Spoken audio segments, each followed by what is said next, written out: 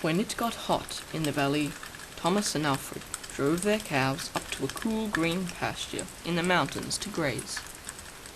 Usually they stayed there with the cows for 2 months, then they brought them back down to the valley again.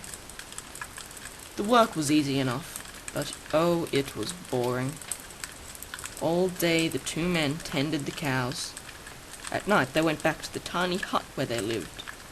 They ate supper and worked in the garden and went to sleep.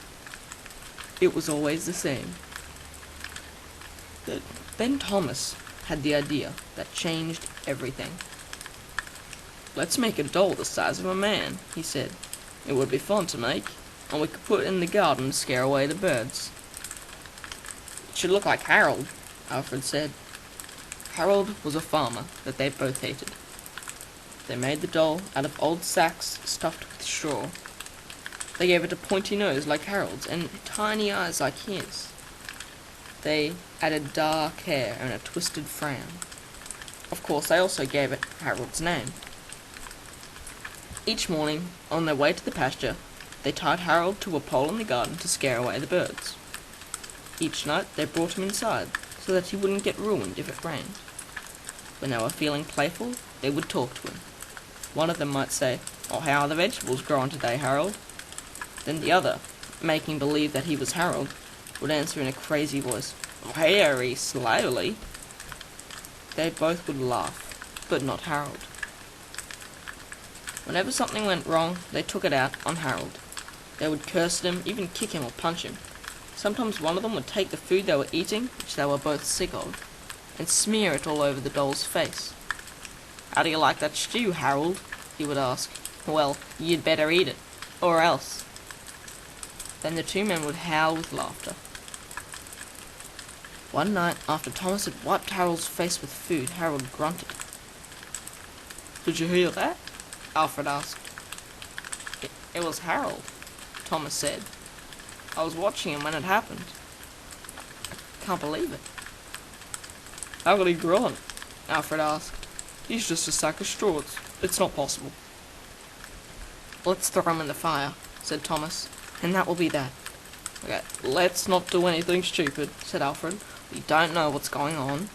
When we move the cows down, we'll leave him behind. For now, let's just keep an eye on him."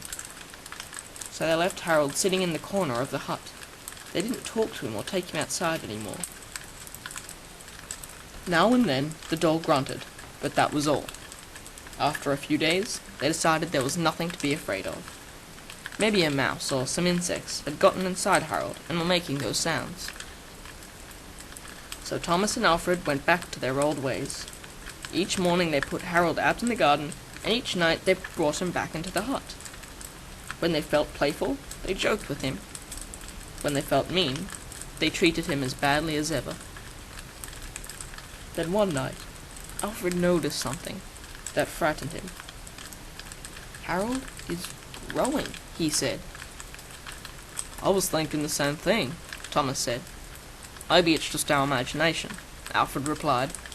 "We have been up on this mountain too long." The next morning, while they were eating, Harold stood up and walked out of the hut. He climbed up on the roof and trotted back and forth like a horse on its hind legs. All day and all night he trotted like that. In the morning, Harold climbed down and stood in a far corner of the pasture. The men had no idea what he would do next. They were afraid. They decided to take the cows down to the valley that same day. When they left, Harold was nowhere in sight. They felt as if they had escaped a great danger, and began joking and singing. But when they had gone only a mile or two, they realized that they had forgotten to bring the milking stools.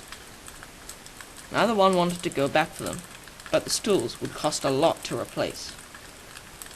There was really nothing to be afraid of, they told one another. After all, what could a doll do? They drew straws to see which one would go back. It was Thomas. "I'll catch up with you," he said, and Alfred walked on toward the valley. When Alfred came to a rise in the path, he looked back for Thomas. He did not see him anywhere. But he did see Harold. The doll was on the roof of the hut again.